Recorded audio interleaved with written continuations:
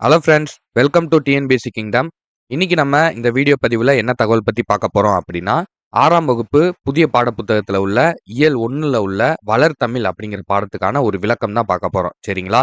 இந்த பாடம் ரொம்ப இம்பார்ட்டனாக இது எக்ஸாமில் கேட்பாங்களா அப்படின்னு கேட்டிங்கன்னா, தமிழின் சிறப்புகள், தமிழின் தொன்மைகள்ங்கிற மாதிரி டாபிக் நம்மளோட சிலபஸில் கொடுத்துருக்காங்க டிஎன்பிஎஸ்சி. சரிங்களா? அப்படி பார்க்கும்போது இந்த பாடம் வளர் தமிழ், அதாவது தமிழினுடைய வளர்ச்சி எப்படி இருந்துச்சு அப்படிங்கிறத குறிக்கிற மாதிரியான ஒரு பாடம். அதனால இதுல இருந்து கேள்விகள் வர்றதுக்கான வாய்ப்புகள் ரொம்பவே அதிகமா இருக்கு. ஸோ கண்டிப்பா நீங்க இந்த பாடம் படிக்க தான் வேணும். சரிங்களா? ஸோ கையில ஒரு நோட்டும் பெண்ணும் எடுத்துக்கோங்க. இம்பார்ட்டன்ட் பாயிண்ட் சொல்ல சொல்ல மார்க் பண்ணிக்கிட்டே வாங்க. ஈவன் தமிழ் புக் உங்க கையில இருந்தாலும் நல்லதுதான். அதுல சொல்ல சொல்ல கூட நீங்க நோட் பண்ணிக்கலாம். சரியா? எல்லாத்தையுமே மார்க் பண்ணி வச்சுக்கோங்க. இதுல இந்த பாடத்தை பொறுத்த வரைக்கும் எது நம்மளுக்கு முக்கியமா இருக்கும்னா, இந்த மாதிரி கூற்றுகள் தான். யாமறிந்த மொழிகளிலே தமிழ் மொழி போல் இனிதாவது எங்கும் காணோம். இதை சொன்னது யாரு? அடுத்து என்று பிறந்தவள் என்று உணராத இயல்பினலாம் எங்கள் தாய். இந்த மாதிரி கூற்றுகள் அதிகமா இருக்கும். சரியா? இந்த மாதிரி சென்டென்சஸ் அதிகமா கொடுத்துருப்பாங்க.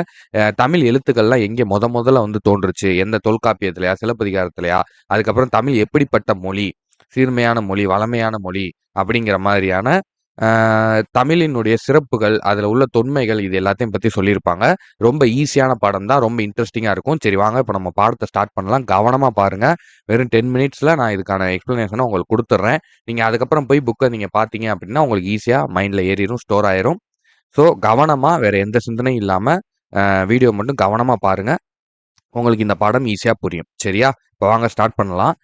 மூத்த தமிழ் மொழி என்னும் இளமையானது, எளிமையானது, இனிமையானது, வளமையானது, காலத்திற்கேற்ப தன்னை தகுதிப்படுத்திக் கொள்வது, நினைக்கும் போதே நெஞ்சில் இனிப்பது, நம் வாழ்வை செழிக்க செய்வது, உலக செம்மொழிகளுள் ஒன்றாக விளங்கும் தமிழ் மொழியின் சிறப்புகளை அறியலாம் வாருங்கள். ஓகேவா? நான் இப்ப சொன்னதை தான் இங்க பாடத்துல நம்ம அப்படிங்கிறதுக்கான ஒரு ஓவர்வியூவை இவங்க இந்த இடத்துல சொல்லியிருக்காங்க. ஓகேவா?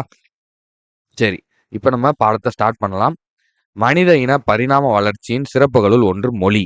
மனிதரை பிற உயிரினங்களிடமிருந்து வேறுபடுத்தியும் மேம்படுத்தியும் காட்டுவது மொழி. மொழி நாம் சிந்திக்க உதவுகிறது, சிந்தித்ததை வெளிப்படுத்தவும் உதவுகிறது. பிறர் கருத்தை நாம் அறிய உதவுவதும் மொழியே. உலகில் 6000த்திற்கும் மேற்பட்ட மொழிகள் உள்ளன. இவற்றுள் சில மொழிகள் மட்டுமே பேச்சு வடிவம், எழுத்து வடிவம் ஆகிய இரண்டையும் பெற்றுள்ளன அப்படின்னு சொல்லியிருக்காங்க. அப்ப மனிதர்களுடைய பரிணாம வளர்ச்சியில ஒரு சிறப்பு வாய்ந்த ஒண்ணு அப்படிங்கிறது என்னன்னா, அது மொழி தான். சரியா? மனிதர்களை பிற உயிரினங்கள் கிட்ட வேறுபடுத்தி காட்டுவதும், மேம்படுத்தி காட்டுவதும் மொழி தான். இப்ப சிங்கம், புலி இதுகள்ட்ட இருந்து மனிதர்களை வேறுபடுத்தி உயர்த்தி காட்டுவது எது? அது மொழி தான். சரியா? நம்மனால பேச முடியும். அதுனால பேச முடியாது. மொழி தான் நம்மள வேறுபடுத்தி காட்டுது அப்படின்னு சொல்றாங்க. அடுத்து நம்ம சிந்திக்க உதவுறதும் மொழி தான். சிந்தித்ததை வெளிப்படுத்துறதுக்கு உதவுறதும் மொழி தான் அப்படின்னு சொல்றாங்க. சரியா? அதுக்கப்புறம் பிறர் கருத்தை நம்ம தெரிஞ்சுக்கிறதுக்கு உதவியா இருக்கிறதும் மொழி தான் அப்படின்னு சொல்லியிருக்காங்க. சரியா? இதுல நம்ம நோட் பண்ண வேண்டிய பாயிண்ட் என்னன்னா, உலகத்துல 6000த்துக்கும் மேற்பட்ட மொழிகள் இருக்கு. சரியா? 6000 பிளஸ் லாங்குவேஜஸ் இருக்கு. ஆனா, அதுல ஒரு சில மொழிகள் மட்டும் தான் பேசவும் செய்வாங்க. அத எழுதவும் செய்வாங்க. சரியா? அந்த மாரி மொழிகள் இருக்கும். இப்ப ஒரு சில மொழிகள்லாம் இருக்கும். அது வெறும் பேச்சு வடிவமா மட்டும் தான் இருக்கும். நம்ம ஒரு சில கிராமங்கள்ல, ஒரு சில இன்டீரியர் ஏரியாஸ்ல போனோம்னா, ஒரு சில ஸ்டேட்ஸ்ல அந்த ஊருக்குள்ள மட்டும் ஒரு பாஷை பேசுவாங்க. அந்த ஏரியால மட்டும் ஒரு சில மொழிகள் பேசுவாங்க. அதுக்கான எழுத்து வடிவங்கள் இருக்காது. ஆனா பேச்சு வடிவங்கள் இருக்கும். அந்த ஊர்ல உள்ள எல்லாருக்குமே அந்த மொழி தெரியும். ஆனா பேச்சு வடிவம் அப்படிங்கிறது இருக்காது. நம்ம தமிழே பொறுத்துக்கிட்டீங்கன்னா, நம்ம கோயம்புத்தூர் சைடு போனோம்னா ஒரு மாரியான தமிழ் பேசுவாங்க. சென்னை சைடு ஒரு மாரி பேசுவாங்க. நம்ம திருநெல்வேலி சைடு, தூத்துக்குடி சைடு போயிட்டோம்னா, அந்த சைடு ஒரு மாதிரி பேசுவாங்க. ஆனா இது எல்லாத்துக்கும் தமிழ் அப்படிங்கிறது ஒரு பொதுவானது தான். அதுக்கு எழுத்துங்கிறது ஒரு பொதுவான எழுத்து மொழி தான். இந்த எல்லா சின்ன ஊருக்கு தகுந்த மாரி நம்ம தமிழ மாத்தி மாத்தி எழுத மாட்டோம். சரியா? அந்த மாரி தான். அது அந்த மாரியான மொழிகளுக்கெல்லாம் எழுத்து வடிவம் கிடையாது. பேச்சு வடிவம் மட்டும்தான். ஒரு சில மொழிகளுக்கு எழுத்து வடிவம் இருக்கும், பேச்சு வடிவம் இருக்காது. அந்த மாரியான மொழிகள் நெறையா இருக்கு. ஆனா கிட்டத்தட்ட நம்ம உலகத்துல எவ்வளவு மொழிகள் இருக்குன்னா, 6000த்துக்கு மேல மொழிகள் இருக்கு. அதுல ஒரு சில தான் எழுத்து வடிவமும், பேச்சு வடிவமும் இருக்கு அப்படின்னு சொல்லியிருக்காங்க. சரியா? அடுத்தது உலக மொழிகள் பலவற்றுள் இலக்கண, இலக்கிய வளம் பெற்று திகழும் மொழிகளில் மிகச் சிலவே. அவற்றுள் செம்மைமிக்க மொழி என ஏற்றுக்கொள்ளப்பட்டவை சில மொழிகளே. தமிழ் மொழி அத்தகு சிறப்புமிக்க செம்மொழியாகும் அப்படின்னு குடுத்திருக்காங்க. என்ன குடுத்திருக்காங்கன்னா, உலக உலகத்துல உள்ள எல்லா மொழிகள்லயும் இலக்கண வளமும், இலக்கிய வளமும் உள்ள மொழி கொஞ்சம் மொழிகள் மட்டும் தான் இருக்கு. அதுலயுமே செம்மை மிக்க மொழி அப்படின்னு இந்த உலகத்தால ஏற்றுக்கொள்ளப்பட்ட மொழிகள் வந்து ரொம்ப வெகு சில மொழிகள் மட்டும் தான் அப்படின்னு சொல்றாங்க. சரியா? அப்படிப்பட்ட தமிழ் மொழி, அப்படிப்பட்ட ஒரு சிறப்புமிக்க செம்மொழி அப்படின்னு வந்து சொல்லியிருக்காங்க. சரியா? உலகத்துல இலக்கண வளமும், இலக்கிய வளமும் உள்ள 2மே உள்ள மொழிகள் வந்து ஒரு சில மொழிகள் தான். அதுலயும் செம்மைமிக்க செம்மொழி அப்படின்னு புகழப்படுற மொழிகள், அதுலயும் ஒரு சிலது தான். அப்படிப்பட்ட ஒரு சில மொழிகள்ல தகுதி உள்ளது தான் வந்து இந்த தமிழ் மொழி. தமிழ் மொழி வந்து ஒரு சிறப்புமிக்க செம்மொழி அப்படின்னு வந்து சொல்றாங்க. சரியா? தமிழ் இலக்கியங்கள் இனிமையானவை, ஓசை இனிமை, சொல் இனிமை, பொருள் இனிமை கொண்டவை. பல மொழிகள் கற்ற கவிஞர் பாரதியார் என்ன சொல்றாரு அப்படின்னா, யாமறிந்த மொழிகளிலே தமிழ் மொழி போல் இனிதாவது எங்கும் காணோம் அப்படின்னு வந்து சொல்லியிருக்காரு. சரியா? பாரதியார் வந்து என்ன சொல்லியிருக்காரு? யாமறிந்த மொழிகளிலே தமிழ் மொழி போல் இனிதாவது எங்கும் காணோம் அப்படின்னு வந்து சொல்லியிருக்காரு. இந்த கூற்றெல்லாம் வந்து ரொம்ப இம்பார்ட்டன்ட். இதெல்லாம் நல்லா நோட் பண்ணி வச்சுக்கோங்க. ஏன்னா இதெல்லாம் வந்து கேள்வியா வந்து கேட்பாங்க. சரியா? இதெல்லாம் வந்து இந்த கூற்ற குடுத்து, இத சொன்னவர் யாரு அப்படின்னு கேட்பாங்க. பாரதியாரா? பாரதிதாசனா? அ எ பெருஞ்சித்திரனாரா? இந்த மாதிரி 4 ஆப்ஷன் குடுத்து, இத யார் சொன்னது அப்படின்னு சொல்லி கேட்பாங்க. ஸோ கவனமா இதெல்லாம் நோட் பண்ணி வச்சுக்கோங்க. என்று தமிழ் மொழியின் இனிமையை வியந்து பாடுகிறார் அப்படின்னு குடுத்திருக்காங்க. அடுத்ததா மூத்த மொழி. இதுதான் மூத்த மொழி அப்படின்னு வந்து சொல்றாங்க. என்று பிறந்தவள் என்று உணராத இயல்பினலாம் எங்கள் தாய். என்று பாரத தாயின் தொன்மையைப் பற்றி பாரதியார் கூறிய கருத்து தமிழ் தாய்க்கு பொருந்துவதாக உள்ளது அப்படின்னு சொல்லியிருக்காங்க. சரியா? பாரதியார் திரும்ப என்ன சொல்லியிருக்காரு? மேல ஆல்ரெடி ஒரு கூற்று சொல்லியிருக்காரு. அதுவும் பாரதியார் தான். இதையும் போட்டு இதுவும் பாரதியார்ன்னு போட்டுருக்கோங்க. என்று பிறந்தவள் என்று உணராத இயல்பினலாம் எங்கள் தாய். தமிழ் மொழி என்னைக்கு தோன்றுச்சுங்கிறதே நம்மளுக்கு தெரியல. இன்னைக்கு வரைக்கும். ஒரு தோராயமா தான் இத்தனை ஆண்டுகள் இருக்கும் அப்படின்னு சொல்லி நம்ம குறிப்பு வச்சிருக்கோம். ஆனா உண்மையிலே இது என்னைக்கு தோன்றுச்சு அப்படிங்கிறதுக்கான ஒரு உண்மையான சான்றிதழ் வந்து நம்மள்ட்ட கிடையாது. சரியா? அததான் வந்து இங்க பாரதியார் வந்து சொல்லியிருக்காரு. சாலைகள் தோன்றிய பிறகே சாலை விதிகள் தோன்றியிருக்கும். அதுபோல இலக்கியம் தோன்றிய பிறகே அதற்குரிய இலக்கண விதிகள் தோன்றியிருக்கும். தொல்காப்பியம் தமிழில் நமக்கு கிடைத்துள்ள மிக பழமையான இலக்கண நூல் ஆகும். அப்படியென்றால் அதற்கு முன்னதாகவே தமிழ் இலக்கிய நூல்கள் இருந்திருக்க வேண்டும் அல்லவா? இதனைக் கொண்டு தமிழ் மிகவும் தொன்மையான மொழி என்பதை உணரலாம். அதாவது இங்க என்ன சொல்றாங்கன்னா, ரோடு போட்டதுக்கு அப்புறம் தான் அந்த ரோடுக்கான ரூல்ஸஸ் வந்து கொண்டு வந்திருப்பாங்க. லெஃப்ட்ல போணும், ரைட்ல போணும். இது வந்து ஸ்ட்ரெய்ட்டா போணும். இது ஒன் வே. இதுல வந்து 2 சைடும் வாகனங்கள் போகலாம் அப்படிங்கிற மாரியான ரூல்ஸ் கொண்டு வந்திருப்பாங்க. அந்த மாதிரி இவங்க என்ன சொல்றாங்கன்னா, இலக்கண நூல்கள் வந்ததுக்கு அப்புறம் தான் இலக்கிய இலக்கிய நூல்கள் வந்ததுக்கு அப்புறம் தான், இலக்கண விதிகள் வந்து உரு உரு உருவாக்கியிருப்பாங்க. இலக்கணம் அப்படிங்கிற ஒண்ண வந்து புதுசா கொண்டு வந்திருப்பாங்க. அப்ப தொல்காப்பியம் அப்படிங்கிறது தான் நமக்கு கிடைச்சதிலே ரொம்ப பழமையான இலக்கண நூல். அப்ப அந்த இலக்கண நூலுக்கு முன்னாடியே பல இலக்கிய நூல்கள் வந்து இருந்திருக்கும். அப்படி நம்ம பார்க்கும்போது, அப்ப தமிழ் எவ்வளோ தொன்மையான மொழி. அதுதான் வந்து எல்லாத்துக்கும் மூத்த மொழி அப்படின்னு வந்து சொல்றாங்க. சரியா? அடுத்து எளிய மொழி அப்படின்னா, தமிழ் வந்து உண்மையிலே எளிமையான ஒரு மொழி. எல்லா எல்லா நாட்ல இப்பதான் வெளிநாட்ல உள்ளவங்கலாம் வந்து இப்ப பார்த்தீங்கன்னா, ரொம்ப ஈஸியா தமிழ் கத்துக்கிறாங்க. நம்மனால தான் அவங்க மொழிய வந்து கத்துக்க முடியல. ஆனா தமிழ வந்து ரொம்ப ஈஸியா விருப்பப்பட்டு, அதுல வந்து ஒரு ஆர்வத்தோட கத்துக்கிறதுல இன்னைக்கு நெறைய பேர் வந்து தமிழ வந்து அவ்வளவு எளிமையா வந்து கத்துக்கிறாங்க. ஆனா நம்ம ஊர்ல உள்ளவங்க பல பேரு, எனக்கு வந்து தமிழ் வராது. ஐ ஒன்லி நோ இங்கிலீஷ் அப்படின்னு சொல்லி இங்கிலீஷ் மீடியம் ஸ்கூல்ல படிக்கிறனால, நாங்க வந்து இங்கிலீஷ்ல தான் எங்கள பேச சொல்லியிருக்காங்க, வைக்க சொல்லியிருக்காங்கன்னு நெறைய குழந்தைகள் வந்து வீட்லயே வந்து தமிழ் பேசுறது இல்ல, அப்படிங்கிற மாரிலாம் சொல்றாங்க. ஸோ அப்படிலாம் இல்லாம எல்லா குழந்தைகளுக்கும் நம்மளோட மொழி தமிழ வந்து சொல்லிக் குடுத்து வளங்க. அவங்க இங்கிலீஷ் படிக்கட்டும், ஜப்பனீஸ் படிக்கட்டும், பிரெஞ்சு படிக்கட்டும், எதுனாலும் படிக்கட்டும். ஆனா நம்மளோட தமிழ் மொழி அப்படிங்கிறத கண்டிப்பா எல்லாரும் தெரிஞ்சிருக்கணும். சரியா? ஒரு உண்மை என்னன்னா, சைனால 99.2% மக்களுக்கு வந்து இங்கிலீஷ் வந்து தெரியாது. சரியா? ஒன்லி சைனீஸ் மட்டும் தான் தெரியும். அவங்களுடைய தாய்மொழி மட்டும் தான் அவங்களுக்கு தெரியும். அத வச்சு தான் அவங்க வந்து இன்னைக்கு வரைக்கும் வெற்றிகரமா வந்து சக்சஸ்ஃபுல்லா வந்து வாழ்ந்துகிட்டு இருக்காங்க. சக்சஸ்ஃபுல்லா ஒர்க் பண்றாங்க. எல்லாமே பண்றாங்க. சரியா? அதனால நம்மளோட தாய்மொழி அப்படிங்கிறது என்னைக்குமே முக்கியமான ஒண்ணு. ஸோ தமிழுக்கு நம்ம முழு சப்போர்ட் வந்து குடுக்குறோம். சரியா? இப்ப இந்த எளிய மொழி அப்படிங்கிறதுக்கான விளக்கம் என்னன்னு பார்க்கலாம். தமிழ் மொழி பேசவும், படிக்கவும், எழுதவும் உகந்த உகந்த மொழி. உயிரும் மெய்யும் இணைவதால் தோன்றுபவை உயிர்மெய் எழுத்துக்கள் அப்படின்னு சொல்றாங்க. உயிர் எழுத்துக்களும், மெய் எழுத்துக்களும் சேர்ந்து வர்றதுனால, இதுல வர எழுத்துக்கள் எல்லாமே உயிர்மெய் எழுத்துக்கள் அப்படின்னு வந்து சொல்றாங்க. உ உயிர் எழுத்துக்கள், மெய் எழுத்துக்கள் ஆகியவற்றின் ஒலிப்பு முறைகளை அறிந்து கொண்டால், உயிர்மெய் எழுத்துக்களை எளிதாக ஒலிக்கலாம். அதாவது உயிர் எழுத்த எப்படி புரொனவுன்ஸ் பண்ணணும், மெய் எழுத்த எப்படி புரொனவுன்ஸ் பண்ணணும் அப்படிங்கிறத நம்ம தெரிஞ்சுக்கிட்டோம்னா, உயிர்மெய் எழுத்துக்களை ஈஸியா நம்ம சொல்லலாம் அப்படின்னு வந்து சொல்றாங்க. சரியா? இப்ப பாருங்க, எடுத்துக்காட்டா சொல்லணும்னா, ஆ கூட்டல் மூ கூட்டல் து இஸ் ஈக்குவல் டூ ஆ மூது அமுது. சரியா? இந்த 3 எழுத்தையும் நம்ம சேர்த்து சொன்னோம்னா, அந்த சொல் வந்துரும். அததான் வந்து இப்படி எக்ஸாம்பிள் சொல்லியிருக்காங்க. அதுக்கப்புறம் இது ரொம்ப முக்கியமான பாயிண்ட். இத நோட் பண்ணிக்கோங்க. தமிழ் மொழியை எழுதும் முறையும் மிக எளிதுதான். இதற்கேற்ப தமிழ் எழுத்துக்கள் பெரும்பாலும் வலஞ்சுழி எழுத்துக்களாகவே அமைந்துள்ளன. எழுத்துக்கள்ல 2 வகை இருக்கு. வலஞ்சுழி எழுத்துக்கள், இடஞ்சுழி எழுத்துக்கள்னு இருக்கு. சரியா? வலஞ்சுழி எழுத்துக்கள்னா நம்ம ரைட் சைடா சுத்தி போடுற மாரி. இப்ப ஆனா எப்படி போடுவோம்? இப்படி சுத்தி இப்படி ரைட் சைடுல போடுவோம். ஏனா எப்படி போடுவோம்? இப்படி போட்டு ரைட் சைடுல போடுவோம். அதுக்கப்புறம் நானா எப்படி போடுவோம்? இந்த ரைட் சைடுல இப்படி சுத்திக்கிட்டே போவோம். சரியா? இதுதான் வந்து வலஞ்சுழி எழுத்துக்கள். இதுவே இடஞ்சுழி எழுத்துக்கள்னா லெஃப்ட்ல ஆரம்பிக்கும். இந்த டா, அதுக்கப்புறம் யா, அதுக்கப்புறம் இந்த லா, அதுக்கப்புறம் மா, இந்த மாதிரியான லெஃப்ட்ல இருந்து ஆரம்பிக்கிற எழுத்துக்கள். நீங்க எழுதி பாருங்க. இப்பவே வந்து வீடியோ பாஸ் பண்ணிட்டு கூட நீங்க ஒரு நோட் எடுத்து எழுதி பாருங்க. உங்களுக்கு தெரியும். வலஞ்சுழினா என்ன? இடஞ்சுழினா என்னன்னு. இது 2 டைப் இருக்கு. ஆனா தமிழ பொறுத்தவரைக்கும் பெரும்பாலும் இந்த வலஞ்சுழி எழுத்துக்கள் தான் இருக்கு. ரைட்ல ஈஸியா எழுதுறதுக்கு உகந்ததா வலஞ்சுழி எழுத்துக்கள் தான் அதிகமா இருக்கு அப்படின்னு வந்து சொல்லியிருக்காங்க. சரியா? அடுத்தது இது ரொம்ப முக்கியமான பாக்ஸு. இந்த பாக்ஸ வந்து நல்லா பார்த்து வச்சுக்கோங்க. இது ரொம்ப ரொம்ப ரொம்ப ரொம்ப இம்பார்ட்டன்ட். இதுலருந்து கண்டிப்பா கேள்விகள் வரும். சரியா? இது என்னன்னா, தமிழ் அப்படிங்கிற சொல்ல வந்து முதல்ல எங்க வந்து நம்ம யூஸ் பண்ணியிருக்காங்க. முதல்ல அதாவது இந்த தமிழ்ன்னு நம்ம இன்னைக்கு இவ்வளவு தூரம் நம்ம தமிழ் பேசுறோம் எல்லாம் சரி.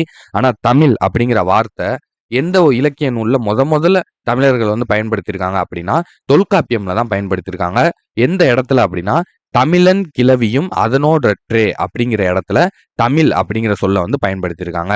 அப்புறம் தமிழ்நாடு அப்படிங்கிற சொல் வந்து சிலப்பதிகாரத்தில் உள்ள வஞ்சி காண்டத்துல வந்து இமிழ்கடல் வேலியை தமிழ்நாடு ஆக்கிய இது நீ கருதினை ஆயின் அப்படின்னு சொல்லி தமிழ்நாடு அப்படிங்கிற சொல்ல வந்து பயன்படுத்தியிருக்காங்க. அடுத்ததா தமிழன். தமிழன் அப்படிங்கிற சொல்ல வந்து அப்பர் தேவாரத்துல தமிழன் கண்டாய் அப்படின்னு சொல்லி திருத்தாண்டகம் அப்படிங்கிற அதிகாரத்துல சொல்லியிருக்காங்க. தமிழன் அப்படிங்கிற சொல் வந்து இங்கே பயன்படுத்தப்பட்டிருக்கு. சரியா? இப்ப இதை வந்து கேள்வியா கேட்பாங்க. தமிழ்நாடு அப்படிங்கிற சொல் எங்க இடம்பெற்ற முதலில் இடம்பெற்றுள்ள இலக்கியம் எது?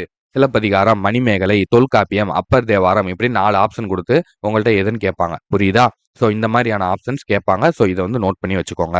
அடுத்து சீர்மை மொழி. சீர்மை மொழினா சீர்மை அப்படிங்கிறது ஒழுங்குமுறையை குறிக்கும் சொல். சரியா? ஒழுங்கு அதாவது தமிழ் மொழியின் பல வகை சீர்மைகளுள் அதன் சொற்சுரப்பும் குறிப்பிடத்தக்கது அப்படின்னு வந்து சொல்லியிருக்காங்க. தமிழ் மொழியோட சொல் சிறப்பு வந்து மிக ஒழுங்குமுறையோட உள்ளது அப்படின்னு வந்து சொல்றாங்க. சரியா? உயர்திணை, அஃறிணை என 2 வகை திணைகளை அறிவோம். உயர்திணையின் எதிர்ச்சொல் தாழ்திணை என அமைய வேண்டும். ஆனால் தாழ்திணை என்று கூறாமல் அஃறிணை, அல் திணை, உயர்வு அல்லாத திணை என்று பெயரிட்டனர் நம் முன்னோர்கள். அதாவது தமிழ் மொழிக்கு வந்து ஒரு ஒழுக்கம் இருக்குன்னு சொல்றாங்க. ஒருத்தவங்க வந்து ஒரு டைரக்டா ஒரு இதை அட்டாக் பண்ணி சொல்லாம, ஒரு ஒரு நெகட்டிவான ஒரு விஷயத்த சொன்னாலும், அத ஒரு பாசிட்டிவோட சொல்றது தான் வந்து தமிழ் மொழி அப்படின்னு வந்து சொல்றாங்க. எப்படின்னா, இப்ப அ உயர்திணை, அஃறிணை அப்படின்னு சொல்லி 2 விஷயங்கள் கேள்விப்பட்டிருக்கோம். சரியா?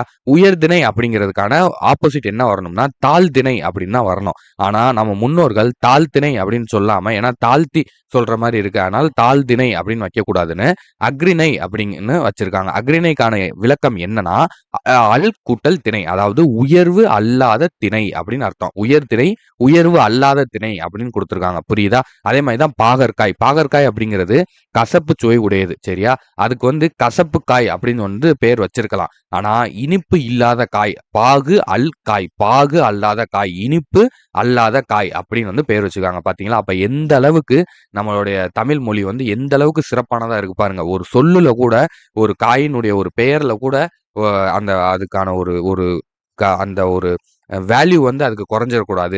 அதனுடைய மதிப்பு வந்து குறைஞ்சிடக்கூடாதுன்னு சொல்லி நம்மளுடைய பெயர்கள் வந்து அவ்வளவு நுணுக்கமா யோசிச்சு வச்சிருக்காங்க நம்மளுடைய முன்னோர்கள். சரியா? அதனாலதான் இதை வந்து சீர்மையான மொழி அப்படின்னு வந்து சொல்றாங்க. ஒழுக்கமான மொழி தமிழ் அப்படின்னு வந்து சொல்றாங்க.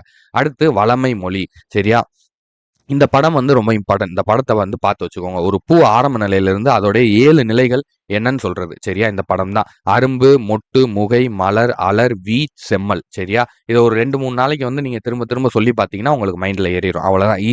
ஈஸி மெத்தடு ஃபாலோ பண்ணிக்கோங்க. சரியா? தமிழ் வளமை மிக்க மொழி. வளமை மொழி அப்படிங்கிறதுக்கு என்னன்னு பார்க்கலாம். தமிழ் வளமை மிக்க மொழி. தொல்காப்பியம், நன்னூல் உள்ளிட்ட இலக்கண நூல்கள் மிகுந்த தமிழ் மொழி. இலக்கண நூல்கள் என்னென்ன இருக்கு? தொல்காப்பியம், நன்னூல். அதுக்கப்புறம் 8 தொகை, 10 பாட்டு ஆகிய சங்க இலக்கியங்களை கொண்டது தமிழ் மொழி. அதுக்கப்புறம் திருக்குறள், நாலடியார் முதலிய அறநூல்களையும் பலவையும் நிறைந்தது தமிழ் மொழி. சிலப்பதிகாரம், மணிமேகலை முதலிய காப்பியங்களை கொண்டது தமிழ் மொழி. இவ்வாறு இலக்கிய இலக்கண வளம் நிறைந்தது தமிழ் மொழி அப்படின்னு சொல்றாங்க. இந்த அளவுக்கு இலக்கண வளமும் இலக்கிய வளமும் நிறைந்தது தான் நம்மளுடைய தமிழ் மொழி அப்படின்னு வந்து சொல்றாங்க. சரியா? இதுல என்னென்ன இம்பார்ட்டன்ட் மாதிரி சொல்லியிருக்காங்க? தொல்காப்பியம், நன்னூல் போன்ற இலக்கண நூல்கள், எட்டு தொகை, பத்துப்பாட்டு போன்ற இலக்கிய நூல்கள், திருக்குறள், நாலடியார் போன்ற அறநூல்கள், சிலப்பதிகாரம், மணிமேகலை போன்ற காப்பியங்கள். சரியா? இதை ஏன் நோட் பண்ண சொல்றேன்னா, இதை மேட்ச் த ஃபாலோவிங்ல கேட்பாங்க. தொல்காப்பியம், நன்னூல்னு இந்த பக்கம் கொடுத்துட்டு இலக்கண நூல்களா, இலக்கிய நூல்களா, அந்த மாதிரி ஆப்ஷன் கொடுப்பாங்க. இந்த பக்கம் எட்டு தொகை, பத்துப்பாட்டு, திரும்ப வந்து அறநூல்களா, காப்பியம், இந்த மாதிரி ஆப்ஷன் கொடுத்து 4 ஆப்ஷன் கொடுத்து இந்த பக்கம் 4 இந்த நூல்களையும் கொடுத்து மேட்ச் த ஃபாலோவிங்னு கேட்பாங்க. சரியா? இதை நோட் பண்ணி வச்சுக்கோங்க. அதுக்கப்புறம் தமிழ் மொழி சொல்வளம் மிக்கது. ஒரு பொருளின் பல நிலைகளுக்கு, சரியா, ஒரு பொருளின் பல நிலைகளுக்கும் வெவ்வேறு பெயர் சூட்டுவது தமிழ் மொழியின் சிறப்பாகும். சான்றாக பூவின் 7 நிலைகளுக்கும் தோன்றுவது முதல் உதிர்வது வரை தனித்தனி பெயர்கள் தமிழில் உண்டு அப்படின்னு சொல்லியிருக்காங்க. சரியா? இதுல என்ன சொல்றாங்கன்னா, தமிழ் மொழி வந்து இங்கிலீஷ்ல வந்து ஒரு ஒரு பொருள் அப்படின்னா, ஒரு ஒரு ஆப்ஜெக்ட் அப்படின்னா அதுக்கு ஒரு பேர் தான் இருக்கும். ஆனா தமிழ்ல அப்படி கிடையாது. இப்ப இதே பாருங்க. ஒரு பூவோடைய 7 நிலைகளுக்கு தமிழ்ல வந்து பேர் வச்சிருக்காங்க. ஒரு பூன்னு நம்ம சாதாரணமா சொல்லிட்டு போயிருவோம். ஆனா அது கிடையாது. பூவினுடைய ஒரு 7 ஸ்டேஜஸ். அது க்ரோ ஆகுற 7 ஸ்டேஜஸ்க்கும் ஒவ்வொரு பேர் இருக்கு. அந்த 7 ஸ்டேஜஸ்க்கான பேர் தான் இங்க குடுத்துருக்காங்க. என்னென்னன்னு பாருங்க.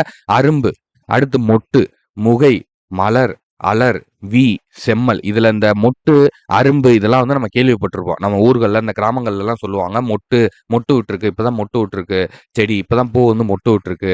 இது வந்து அரும்புப்பா. அப்படி இப்படின்னு வந்து இந்த மாதிரியான விஷயங்கள் வந்து பேசுவாங்க. ஆனா இந்த அலர், வி, செம்மல், முகை இதெல்லாம் வந்து உங்களுக்கு புதுசா இருக்கும். ஸோ இதெல்லாம் வந்து ஒரு ஒண்ணுக்கு 2 வாட்டி நீங்க சொல்லி சொல்லி பாருங்க. உங்களுக்கு வந்து புரிஞ்சிரும். உங்களுக்கு வந்து ஈஸியா மனப்பாடம் ஆயிரும். சரியா? அடுத்து, ஓர் எழுத்தே ஒரு சொல்லாகி பொருள் தருவதும் உண்டு. ஒரு சொல் பல பொருளை குறித்து வருவதும் உண்டு. சான்றாக மா என்னும் சொல் மரம், விலங்கு, பெரிய, திருமகள், அழகு, அறிவு, அளவு, அழைத்தல், துகள், மேன்மை, வயல், வண்டு போன்ற பல பொருள்களை தருகிறது அப்படின்னு சொல்லியிருக்காங்க. மா அப்படிங்கிற ஒரு சொல் வந்து எத்தனை பொருள் தருது? மரம், விலங்கு, பெரிய, திருமகள், அழகு, அறிவு, அளவு, அழைத்தல், துகள், மேன்மை, வயல், வண்டு. சரியா? இதெல்லாம் நீங்க படிச்சு வச்சுக்கணும். ஒரு பொருள் பல பல பொருள் தரக்கூடிய ஒரு சொல் பல பொருள் தரக்கூடிய சொற்கள். இதெல்லாம் வந்து ஒரு பேராகிராஃப் வரும். நான் சொல்றேன். தனியா ஒரு பாக்ஸ் வந்து உங்களுக்கு நான் குடுக்குறேன். ஆனா இந்த எழுத்த வந்து நீங்க மாவ பத்தி ஆல்ரெடி நெறைய இடத்துல கேட்டுருக்காங்க. ஸோ இத வந்து இப்பவே நீங்க நோட் பண்ணி வச்சுக்கோங்க. மா அப்படின்னு போட்டு சைட்ல ஒரு ஐஃபன் போட்டு மரம், விலங்கு, பெரிய, இது எல்லாத்தையுமே வந்து நோட் பண்ணி வச்சுக்கோங்க. இது எப்படி கேட்பாங்கன்னா, மா என்னும் சொல்லின் பொருள் என்ன அப்படின்னு குடுத்து, இந்த எழுத்துக்கள்ல இங்க குடுத்திருக்கிற இந்த எழுத்துக்கள்ல இருந்து ஏதாவது ஒரு ஆப்ஷன எடுத்து வச்சுட்டு, மிச்சம் 3 இது வேற ஆப்ஷன் குடுத்துட்டு, எது சரியான பொருள் அப்படின்னு வந்து கேட்பாங்க. சரியா? நோட் பண்ணி வச்சுக்கோங்க. அடுத்ததா வளர்மொழி. தமிழுக்கு மூத்த மொழி என்னும் சிறப்பு பெயரும் உண்டு. இந்த இடத்துல வந்து மிஸ்டேக்கா இருக்கு. பார்த்துக்கோங்க. உங்க புக்ல இருந்தா திருத்திக்கோங்க. சரியா? தமிழுக்கு மூத்த மொழி என்னும் சிறப்பு பெயரும் உண்டு. இயல் தமிழ் எண்ணத்தை வெளிப்படுத்தும். இசைத்தமிழ் உள்ளத்தை மகிழ்விக்கும். நாடகத்தமிழ் உணர்வில் கலந்து வாழ்வின் நிறைகுறைகளை சுட்டிக்காட்டும் அப்படின்னு சொல்லியிருக்காங்க. இயல் தமிழ்னா என்ன? நம்ம படிக்கிற தமிழ். இசைத்தமிழ்னா பாடல்கள், செய்யுள் இந்த மாரி பாடல்கள்ல வருது பார்த்தீங்களா? அதுதான் இசைத்தமிழ். அதுக்கப்புறம் நாடகத்தமிழ் அப்படிங்கிறது நாடகம். நாடகங்கள அந்த காலத்துல நாடகங்கள்லாம் எடுப்பாங்கல்ல, நாடகம். அதுக்கப்புறம் தமிழ்ல வர கதை வடிவங்கள், துணைப்பாடம் இந்த மாரி விஷயங்கள்லாம் பார்க்குறோம் தெரியுமா? அது எல்லாமே நாடகத்தமிழ்ல வரக்கூடியது. சரியா? அடுத்ததா தமிழில் காலந்தோறும் பல வகையான இலக்கிய வடிவங்கள் புதிதாக உருவாகி வருகின்றன. செய்யுள், கவிதை, புதுக்கவிதை, துளிப்பா போன்றன தமிழ் கவிதை வடிவங்கள். கட்டுரை, புதினம், சிறுகதை போன்றன உரைநடை வடிவங்கள். தற்போது அறிவியல் தமிழ், கணினி தமிழ் என்று மேலும் மேலும் வளர்ந்து கொண்டே போகிறது அப்படின்னு வந்து சொல்லியிருக்காங்க. சரியா? அடுத்தடுத்து இதுல என்ன சொல்ல வராங்கன்னா, நம்மளுடைய அந்த தமிழுடைய செய்யுள் எல்லாமே வந்து செய்யுள், கட்டுரை இதெல்லாம் வந்து அப்கிரேட் ஆகிக்கிட்டே வருது. சரியா? தமிழ்ல முதல்ல செய்யுள் அப்படின்னு இருந்தது. அப்புறம் கவிதை ஆச்சு. அப்புறம் புதுக்கவிதை ஆச்சு. இன்னைக்கு துளிப்பா அப்படிங்கிற இடத்துல வந்து நிக்குது. அதே மாதிரி கட்டுரை அப்படிங்கிறது புதினமாச்சு. இன்னைக்கு சிறுகதை ஆயிருக்கு. இந்த மாதிரி இப்போ தமிழும் வந்து அறிவியல் தமிழ், கணினி தமிழ் அப்படின்னு சொல்லி வளர்ந்துகிட்டே போகுதே தவிர, அதனுடைய குரோத் வந்து நிக்கல. ஸ்டாப் ஆகவோ, டவுன் ஆகவோ இல்ல அப்படின்னு வந்து சொல்றாங்க. சரியா? தமிழ்ல இதுல முக்கியமான பாயிண்ட்ஸ் என்னன்னா, இயல் தமிழ், இசைத்தமிழ், நாடகத்தமிழ்னு 3 இருக்கு. செய்யுள், கவிதை, புதுக்கவிதை, துளிப்பா அப்படின்னு வந்து கவிதை வடிவங்கள் அப்கிரேட் ஆகிக்கிட்டே வருது. அதே மாதிரி கட்டுரை, புதினம், சிறுகதைன்னு உரைநடை வடிவங்களும் அப்கிரேட் ஆகிக்கிட்டே இருக்கு. அது மட்டும் இல்லாம தமிழும் அறிவியல் தமிழ், கணினி தமிழ் அப்படின்னு சொல்லி மேலும் மேலும் வளர்ந்துகிட்டே போகுது அப்படின்னு வந்து சொல்றாங்க. சரியா? இந்த பாக்ஸ் வந்து ரொம்ப ரொம்ப ரொம்ப ரொம்ப இம்பார்ட்டன்ட். இதை வந்து தனியா நோட்ல எழுதி வச்சுக்கோங்க. ஆல், அரசு, மா, பலா, வாழை அப்படிங்கிறது என்னது? இலை வகைகள். சரியா? தாவர இலைகளுடைய பெயர்கள். தாவரத்துடைய இதை வந்து எப்படி சொல்லுவாங்க அப்படிங்கிறது. இப்ப அகத்தி, பசலை, முருங்கை எல்லாம் எப்படி சொல்லுவோம்? கீரைன்னு சொல்லுவோம். முருங்கை இலைன்னு சொல்லுவோமா? முருங்கை இலைன்னு சொல்ல மாட்டோம். முருங்கை கீரைன்னு சொல்லுவோம். சரியா? அது அந்த மாதிரி. அருகு கோரைனா புல் வகையைச் சேர்ந்தது. நெல் வரகுலாம் தாள் வகையைச் சென்றது. நெல் தாள், வரகு தாள் அப்படின்னு வந்து சொல்லுவாங்க. அதுக்கப்புறம் மல்லி தழை. நம்ம சொல்லுவோம் தெரியுமா? வீட்ல கொத்தமல்லி வாங்கிட்டு வாப்பா அப்படின்னு மல்லி தழை. சரியா? அடுத்து சப்பாத்தி கள்ளி, தாழை இதெல்லாம் வந்து மடல். சப்பாத்தி கள்ளி மடல். கரும்பு நாணல் அப்படின்னா இதுக்கெல்லாம் வந்து தோகை. சரியா? அந்த கரும்புக்கு, நாணலுக்குலாம் வந்து தோகை தான் இருக்கும். அதுக்கப்புறம் பனை, தென்னைலாம் வந்து ஓலை. சரியா? நம்ம சொல்லுவோம்ல பனை ஓலை, தென்னை ஓலை அப்படின்னு சொல்லுவோம்ல அதுதான். அடுத்து கமுகு அப்படின்னா பாக்கு. பாக்குக்கு வந்து கூந்தல் அப்படின்னு சொல்லுவாங்க. பாக்கு மரத்த நீங்க பார்த்தீங்கன்னா தெரியும். அப்படியே ஒரு மாரி கொத்தா தொங்கும். அதனால வந்து அதுக்கு பேர் வந்து கூந்தல் அப்படின்னு வந்து சொல்லியிருக்காங்க. சரியா? அடுத்தது புதுமை மொழி. இன்றைய அறிவியல் தொழில்நுட்ப வளர்ச்சிக்கு ஏற்ப தமிழில் புதிய புதிய கலைச்சொற்கள் உருவாகி வருகின்றன. சரியா? இன்னைக்கு உள்ள அறிவியல் வளர்ச்சிக்கு ஏத்த மாரி தமிழ்ல புதுமையான சொற்கள் உருவாகிக்கிட்டே வருது அப்படின்னு சொல்றாங்க. இணையம், முகநூல், புலனம், குரல் தேடல், தேடுபொறி, செயலி, தொடுதிரை முதலிய சொற்களை இதற்கு எடுத்துக்காட்டாக கூறலாம். சமூக ஊடகங்களான செய்தித்தாள், வானொலி, தொலைக்காட்சி ஆகியவற்றிலும் பயன்படுத்தத்தக்க மொழியாக விளங்குகிறது தமிழ் மொழி. சரியா? தமிழ் மொழி அப்ப மட்டும் பெரிய தொன்மையான மொழியா, சிறந்த மொழியா இல்ல. இப்ப உள்ள ஜெனரேஷனுக்கு, இப்ப உள்ள காலத்துக்கும் தமிழ் வந்து ஈடு குடுத்து, அதோடைய சொல் வளம் எல்லாமே வந்து சிறப்பா இருக்கு. இப்ப உள்ள சொற்களுக்கும் வந்து கலைச்சொற்கள் வந்து உருவாகிக்கிட்டு இருக்கு அப்படின்னு வந்து சொல்றாங்க. என்னன்னா இணையம், முகநூல், முகநூல்னா என்ன? Facebook, புலனம்னா WhatsApp, குரல் தேடல்னா வாய்ஸ் சர்ச், தேடுபொறினா சர்ச் இன்ஜின். இந்த மாதிரியான இப்ப உள்ள டெக்னாலஜிக்கு உள்ள தமிழ் எழுத்துக்களும், தமிழ் சொற்களும் இருக்கு அப்படின்னு வந்து சொல்றாங்க. சரியா? செய்தித்தாள்ல, பத்திரிகைகள்ல, வானொலியில, டெலிவிஷன்ல கூட தமிழ் மொழி எல்லாத்துக்குமே வந்து எல்லா டெக்னாலஜிக்கும் இப்போ உள்ள எல்லா அப்டேட்ஸுக்குமான தமிழ் வார்த்தைகள் வந்து பயன்படுத்தப்படுது அப்படின்னு வந்து சொல்றாங்க. சரியா? அடுத்ததா அறிவியல் தொழில்நுட்ப மொழி. உலகில் எழுத்து வடிவம் பெறாத மொழிகள் பல உள்ளன. உலகத்துல எழுத்து வடிவமே இல்லாத மொழிகள் வந்து பல இருக்கு. ஆனா இந்நிலையில தமிழ் வரி வடிவ எழுத்துக்கள் அறிவியல் தொழில்நுட்ப நோக்கிலும் பயன்படுத்தத்தக்கவையாக உள்ளன. மொழியை கணினியில் பயன்படுத்த வேண்டும் என்றால் அது எண்களின் அடிப்படையில் வடிவமைக்கப்பட வேண்டும். தொல்காப்பியம், நன்னூல் போன்றவை நாம் படிப்பதற்காக எழுதப்பட்டவை.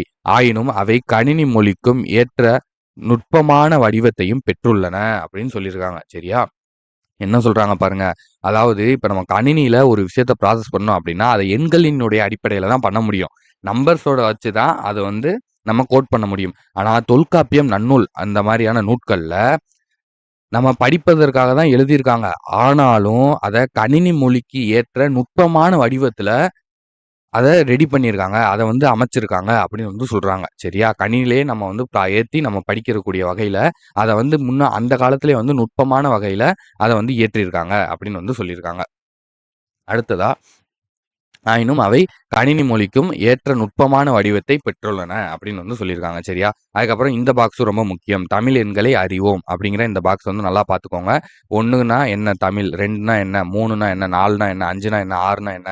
இந்த மாரி 1னா கா, 2னா உ, அதுக்கப்புறம் 3னா ஞா, 4னா சா, 5னா ரு அந்த மாரி. சரியா? இதுக்கு வந்து ஒரு பாடல் வந்து சொல்லுவாங்க.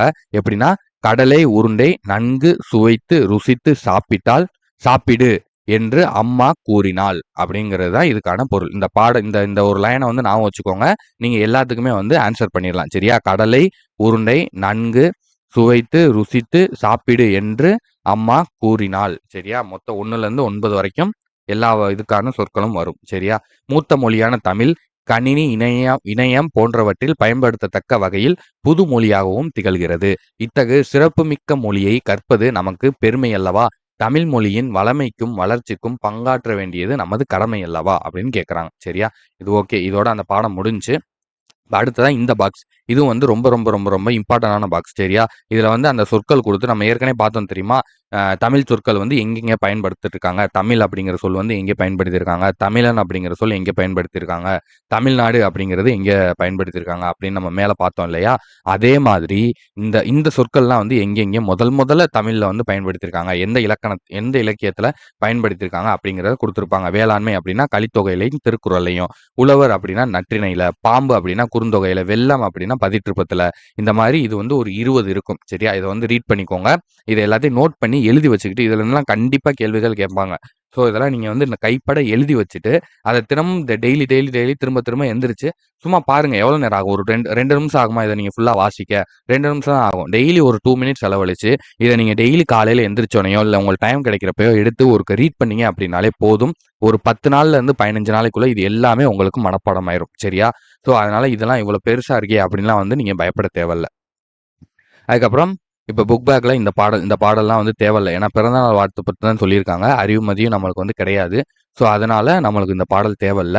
இப்போ அடுத்ததா புக் பேக்குள்ள போயிடலாம். நம்ம முதல்லயே ஆல்ரெடி 2 வீடியோல சொன்ன மாதிரி தான். இது வந்து ரொம்ப ரொம்ப ரொம்ப ரொம்ப இம்பார்ட்டன்ட். புக்குக்கு உள்ள நம்ம இனிமே ஓரலா படிக்கணும். புக் பேக்க இனிமே ரொம்ப முக்கியத்துவம் குடுத்து படிக்கணும்னு நம்ம போன 2 வீடியோலயே சொல்லியிருந்தோம். அதே தான் இந்த வீடியோலயும் சொல்றோம். நீங்க இன்சைட்ல இவ்வளோ நேரம் கவனிச்சத விட, இந்த புக் பேக் ரொம்ப ரொம்ப ரொம்ப ரொம்ப இம்பார்ட்டன்ட். சரியா? வாங்க இப்ப வந்து புக் பேக் என்னங்கிறத பார்க்கலாம். சரியான விடையை தேர்ந்தெடுக்கல. தொன்மை என்னும் சொல்லின் பொருள் என்ன? அப்படின்னா, தொன்மை அப்படின்னா அதுக்கு என்ன? பழமை அப்படின்னு அர்த்தம். சரியா? இடப்புறம் என்னும் சொல்லை பிரித்து எழுத கிடைப்பது. இடப்புறம்னா என்ன? இடன் பிளஸ் புறம், இடை பிளஸ் புறம், இடம் பிளஸ் புறம், இடம் பிளஸ் புறம் அப்படிங்கிறதுனா இடம் பிளஸ் புறம் அப்படிங்கிறது தான் இடப்புறம் அப்படின்னு வந்து சொல்றாங்க. சரியா? அடுத்து சீரிழமை என்னும் சொல்லை பிரித்து எழுத கிடைப்பது என்ன? அப்படின்னா சீர்மை கூட்டல் இளமை அப்படிங்கிறது தான் ஆன்சர். சரியா? சீரிழமை அப்படிங்கிற சொல்ல பிரித்து எழுத கிடைப்பது என்ன? சீர்மை கூட்டல் இளமை அப்படிங்கிறது. அடுத்தது வந்து சிலம்பு கூட்டல் அதிகாரம் என்பதனை சேர்த்தெழுத கிடைப்பது என்ன? சிலப்பதிகாரம். ரொம்ப கவனமா போடணும். சிலம்பதிகாரம்னு இருக்கும். சிலம்புதிகாரம்னு இருக்கும். ஸோ இதெல்லாம் கிடையாது. நீங்க ஆப்ஷன் பார்த்து போடும்போது ரொம்ப ரொம்ப கவனமா போடணும். சரியா? சிலப்பதிகாரம் அப்படின்னு போடணும். அடுத்து கணினி கூட்டல் தமிழ் என்பதனை சேர்த்து எழுத கிடைக்கும் சொல் எது? அப்படின்னா கணினி தமிழ். சரியா? இத்து வரணும். நடுவுல இத்து வருது. சரியா? கணினி தமிழ் அப்படிங்கிறது. அடுத்தது தமிழ் மொழி போல் இனிதாவது எங்கும் காணோம் என்று பாடியவர் யார்? நம்ம பார்த்தோம் பார்த்தீங்களா? கூற்று கேட்பாங்கன்னு சொன்னேன்ல, புக் பேக்லயே இருக்கு பாருங்க. தமிழ் மொழி போல் இனிதாவது எங்கும் காணோம் அப்படின்னு பாடியவர் யாரு? பாரதியார். சரியா? அடுத்து மா என்னும் சொல்லின் பொருள் என்ன? மாடம், வானம், விலங்கு, அம்மா. இந்த இதுல நம்ம பார்த்ததுல என்ன சொல் இருக்கு? கரெக்டா கண்டுபிடிங்க பார்ப்போம். கமெண்ட் பண்ணுங்க. மா என்னும் சொல்லின் பொருள் என்ன? நம்ம இத்தனை பொருள் பார்த்தோம். இதுல எந்த பொருள் வந்து இங்க குடுத்துருக்காங்க? இப்ப டக்குன்னு நீங்க கமெண்ட் பண்ணுங்க. கீழ அப்படியே கமெண்ட் செக்ஷன்ல போய் கமெண்ட் பண்ணுங்க. நான் ஆன்சர் சொல்றேன். மா என்னும் சொல்லின் பொருள் என்னன்னா விலங்கு. ஆப்ஷன் இ. சரியா? ஆப்ஷன் இ தான் சரியான ஆன்சர். அடுத்து கோடிட்ட இடத்தை வந்து நிரப்புக அப்படின்னு வந்து குடுத்துருக்காங்க. நாம் சிந்திக்கவும், சிந்தித்ததை வெளிப்படுத்தவும் உதவுவது எது? நாம் சிந்திக்கவும், சிந்தித்ததை வெளிப்படுத்தவும் உதவுவது எது அப்படின்னு பார்த்தீங்கன்னா, மொழி. சரியா? இந்த இடத்துல மொழி அப்படின்னு வரணும். சரியா? இந்த இடத்துல நான் சொல்ல சொல்ல நீங்க ரைட் பண்ணிக்கோங்க. மொழி அப்படின்னு வரணும். கொஞ்சம் ஹேண்ட் ரைட்டிங் கொஞ்சம் சரியா இருக்காது. ஸோ அதனால சொல்ல சொல்ல கொஞ்சம் நோட் பண்ணிக்கோங்க. அடுத்தது வந்து தமிழில் நமக்கு கிடைத்துள்ள மிக பழமையான நூல் எது அப்படின்னு பார்த்தீங்கன்னா, தொல்காப்பியம். தொல்காப்பியம் தான் தமிழ்ல நம்மளுக்கு கிடைச்சிருக்கிற மிக பழமையான நூல். சரியா? அடுத்து மொழியை கணினியில் பயன்படுத்த வேண்டும் எனில், அது அடிப்படையில் டேஷ் வடிவமை பெற்றிருக்க வேண்டும் அப்படின்னு வந்து கேட்கறாங்க. அப்பனா எண்கள். சரியா? எண்கள் வடிவத்துல இருந்தா மட்டும் தான் நம்மளால அத கம்ப்யூட்டர்ல வந்து ப்ராசஸ் பண்ண முடியும். சரியா? அவ்வளவுதான். இதோட இதுக்கான புக் பேக் வந்து முடியுது. நம்ம நெக்ஸ்ட் பாடத்துக்கான விளக்கம் வந்து நெக்ஸ்ட் வீடியோல பார்க்கலாம். ஸோ இவ்வளவுதான் இந்த லெசன். இது ரொம்ப பெரிய லெசன்லாம் கிடையாது. ஒரு ஜென்ரலான இதுதான் குடுத்திருப்பாங்க. ஸோ இத பத்தின வேற எதுவும் உங்களுக்கு டவுட் இருக்கு அப்படின்னா, கீழ கமெண்ட்ல சொல்லுங்க. உங்களுக்கு வேற என்ன வீடியோஸ் வேணும் அப்படிங்கிறதையும் கீழ கமெண்ட்ல சொல்லுங்க. அதுக்கான வீடியோஸ் வந்து நம்ம ரெகுலரா குடுத்துருவோம். டெய்லி நம்ம ஆல்ரெடி சொன்ன மாரி ஒவ்வொரு இயலுக்கான வீடியோஸ் வந்துகிட்டே இருக்கும். ஸோ ஒவ்வொன்னா நீங்க பார்த்து கம்ப்ளீட் பண்ணிக்கிட்டே வாங்க. எந்த காரணத்த கொண்டும் படிக்கிறத நிப்பாட்டிறாதீங்க. உங்களுக்கு என்ன கஷ்டம் இருந்தாலும், உங்களுக்கு என்ன பிரச்சனைகள் இருந்தாலும், உங்களுக்கு என்ன மாரியான அதுக்கு சொல்யூஷன் வேணுமோ, அத கீழ கமெண்ட்ல கேளுங்க.